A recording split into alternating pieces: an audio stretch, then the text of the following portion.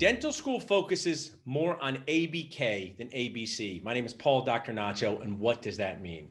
ABK, always be Krebs cycling. So much Krebs cycle in dental school, but not enough ABC, always be connecting, always be caring. And how to figure out how to get out of your caves as dentists and bond with others, dental term here in the real world of dentisting. I'm so excited to kick off another business and leadership toppings, how you can learn the skills you need to succeed, survive, and thrive. Reduce the number of times you feel like crying inside a day. Here is my example. This is you, a dentist, crying inside because your patient won't open. Ask what their insurance covers, or covers or does not covers. The ring thing has flying off the tooth and fallen on the ground, pings around. All these things that make us cry inside a day. But my awesome sponsors today are going to help you turn you into this. Work on your dental core, your mind skills, your hand skills, and your clinical skills. So we have an awesome show dedicated to help you learn how to increase success, decrease stress, and reduce the number of times you feel like crying inside a day. My first guest today is an awesome one. My first two guests, they can start their videos whenever they would like. Because in dental school, they do not teach us about money. But when you get in the real world, you find out there's a lot to know about money. So we have dental-focused accountants, Ladd and Duckett. Share with us, guys, what you do to help dentists and a tip or something that's happening in the world of accounting for us to take home and use in our practices, whether we're an associate or practice owner. Bill, I think you're still muted there. Jared, I'll start with you. Yeah, for sure. So appreciate it, Paul, for having us on here. But just what we notice is that many dentists struggle with the business side of the practice and just constantly feel chained to the chair. And so what our accounting firm does is we provide guidance through services that really helps that dentist, build the practice that supports the life they want to live. And it's so important because if you do not get cash flow, as Mark Acosta says, through your practice, it's really the oxygen of your practice. And no one really teaches us how money works inside of there. Bill, share with us what is happening exciting in the accounting world today. I know you guys get up and read accounting daily, every day. So exciting. What is something, you're a dentist out there, an associate dentist, practice owner. There's been so many things happening with this pandemic, PPP, IPL. What's something that's happening right now in the accounting world?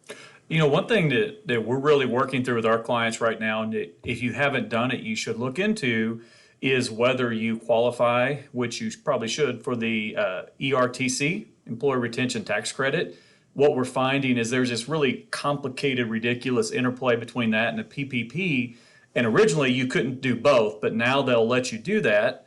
So, you kind of need to see if you qualify for that, because that's a really nice credit that could come out there. And usually what we're finding is it really doesn't interfere with the PPP, because they've extended the use period of the PPP so long that you can kind of qualify for both. So that's something, if you haven't done it, everybody should be going out and talking to their CPA to see if they do qualify. And if they do, they should take advantage of it. I like to hear that, Bill. I feel like this is a game with my 6-year-old, making the rules up as they go along. They just push back tax day, right? Tax days was pushed back, Jared, till when is that now? Yeah, so it got pushed back from 4/15 to May 17th. Is that right, Bill? 5/17, yeah. That's like I say to my patients, the lab is not done with your case. We need to push it back, but they did that with tax. Now, that's what happens when they make rules on December 27th. Oh. There's not a whole lot of time to implement that, because you got to think, not only do they make it, then it has to be approved. The forms have to be changed by the IRS, and then it has to go to the software, and they have to approve it. I mean, it's a huge, ridiculous cycle that just causes so much confusion and delay. Do you ever watch Thomas the Tank Engine with your kids, Paul? All the time. They'd always say it could cause confusion and delay, and that's what these guys tend to do for us. But you know what? Most of it's designed to help practices that are struggling because of COVID, and there's some good stuff in there as well that really does help them if they need it.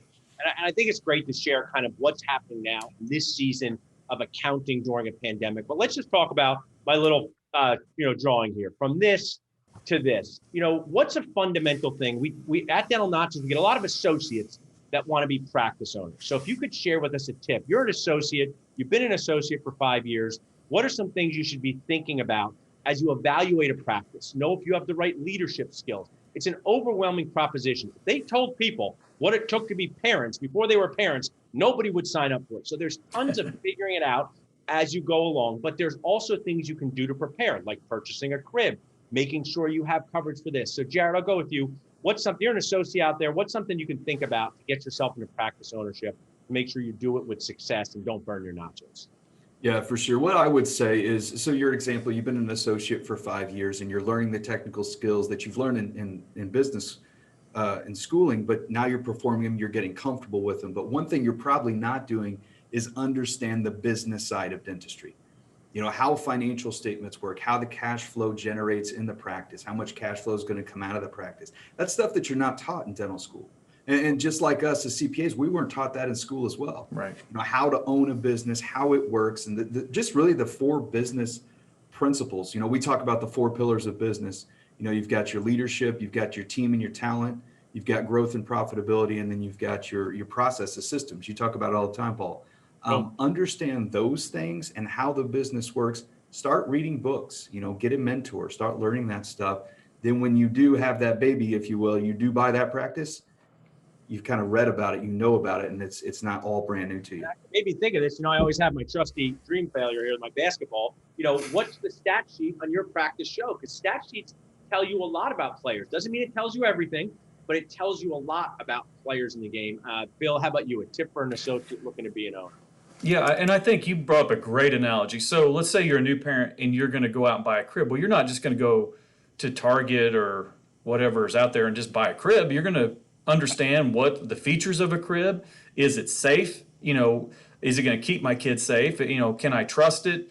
Or am I going to pay, you know, overpay for something that is a terrible product, or underpay for something that's a great product? You know, and the same thing holds true with practices. Is, you know, we say this, and I think we got this from Rob Montgomery, which we love, is people just fall in love with practices, and they want it so bad that they never stop to run the tape and see, does it make sense? Is this going to cash flow? I mean, we've seen practices that really literally after debt service, they just don't cash flow.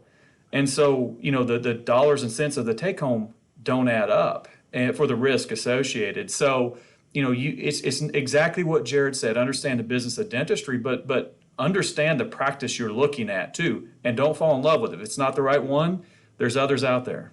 So important. I mean, I always talk about the team, and I say you guys are like the endodontists with the team, talking about this specific thing, money. You know about other things too, but it's so key to look at the cash flow. If people want to reach out to you to say, hey, help me evaluate this practice, or I'm not sure my profit is where it should be, we have a text code. You can text CPA to 215-543-6454. But Jared, what's the best way for them to reach out to you? And I'm going to ask you this. I'm going to ask everybody this.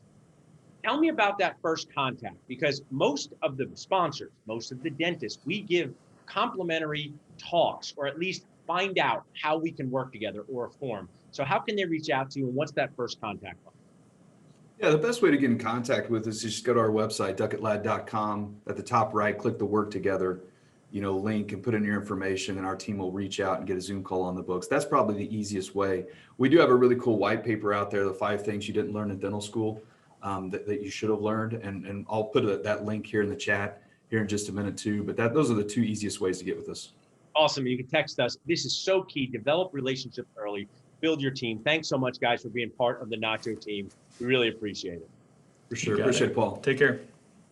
Awesome, guys. So as you see right off the bat, business leadership toppings, work with a dental-focused accountant who can help you manage the cash flow in your practice. Because I'm a medium-aged practice owner, and that's a key. Every month, every week, payroll, things like that.